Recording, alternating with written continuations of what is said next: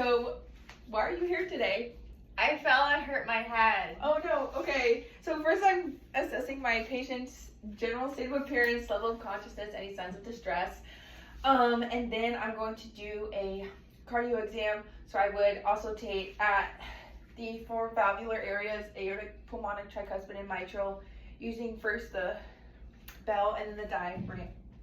The diaphragm and then the bell. I'm using both. And I'm listening for S1, S2, gallops, rubs, murmurs, abnormal heart sounds. I'm also inspecting for any visible PMI, palpating for heaves, lifts, and thrills, and palpating for the PMI. Then I'm going to listen to the ladder pattern on the back for any adventitious breath sounds, wheezing. And I would ask my patient to take a breath every time I place my stethoscope.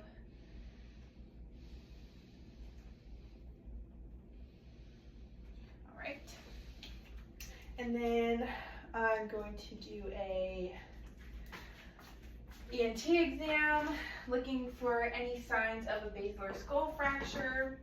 So I'm going to inspect the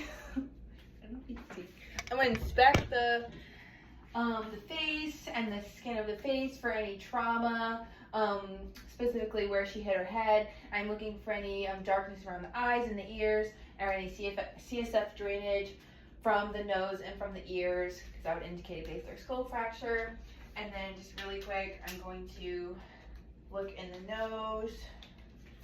Just look up for me. And I'm going to look at the oral mucosa, so your tongue say, All right. So I'm going to look in the ears, and I would do this bilaterally. I would put a tip on, and I'm looking for the cone of light, any cerumen, or any abnormalities. Okay. I'm gonna also look at the neck. So I'm gonna palpate for any tenderness. I'm gonna inspect the skin for any bruises or marks or anything from the fall. And I'll look at her whole skin from top to bottom with proper exposure. Palpate for tenderness and texture. I'm just looking for any bruises or cuts from when she fell. I'm also going to look at the abdomen. So I don't know these back. So I would palpate in a circular motion, first light and then deep palpation for any tenderness or guarding. And then I would auscultate also in a clockwise motion. I mean percuss. And then I would auscultate after that. Yeah, totally. And then, okay. So then I'm going to do my neuro exam. So I'm going to do all 12 cranial nerves. So I'm going to have you occlude each nostril for cranial nerve 1, inhale, and then I'll use my scent after that too, smelling each side. And then for number 2, we're going to do a visual acuity exam. So I would have her read with one eye, other eye, and then both eyes.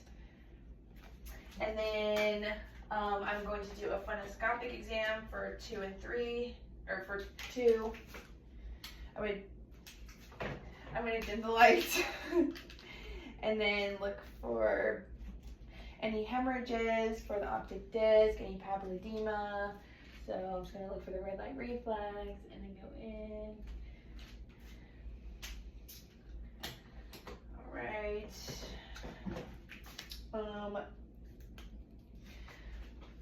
Okay, I'm still doing number 2.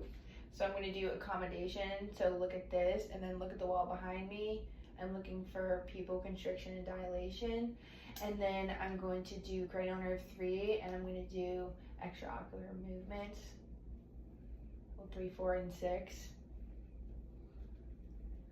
Okay, and then we're going to do this one. All right. Oh yeah, I'm going to do the pupil dilation, concentric, and direct. All right, so just look at my nose for me. I'm looking for direct and concentric constriction for each eye. And then, so I'm going to do number 5, the trigeminal. So I'm going to palpate 3 branches. And then I would have like a cotton ball or something, but I don't have. And then I would test for sensation on the 3 branches of the trigeminal too, and I'll have you clench your teeth. Okay. Now I'm going to do facial. So I'll have you smile, frown, raise your eyebrows, close your eyes, and then I would also do the eyebrows against resistance and try to open your eyes against resistance. And then, yeah, puff out your cheeks.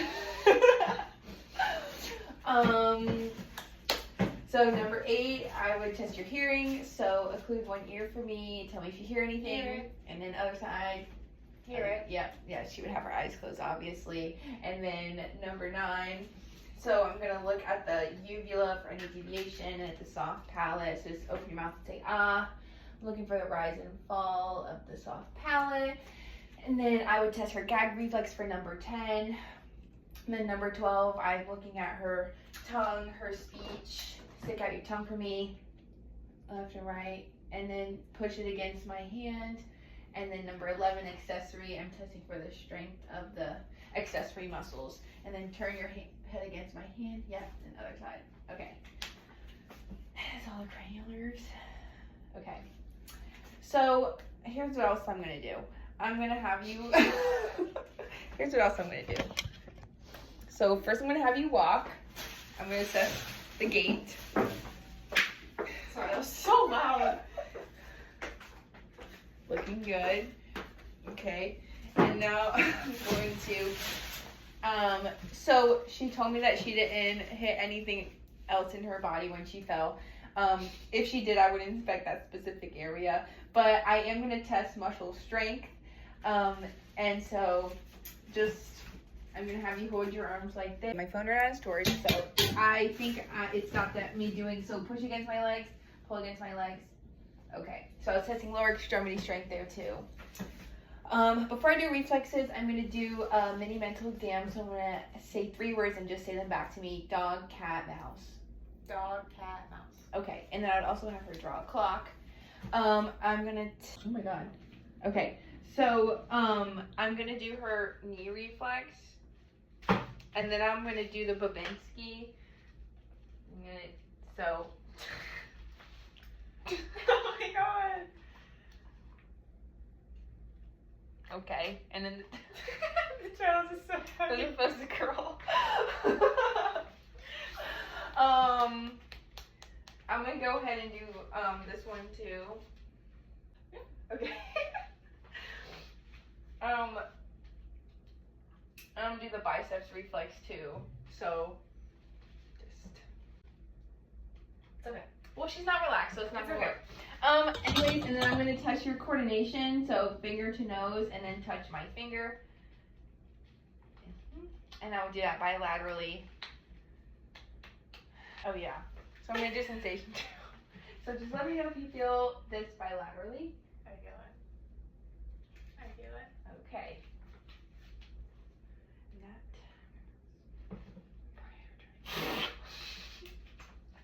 Just hold your. I'm gonna assess for pronator drift. So just hold your hands like this, and then I'm having her close her eyes, and I'm seeing if her hands go inward. That would be a positive pronator drift. All right, go ahead and take it.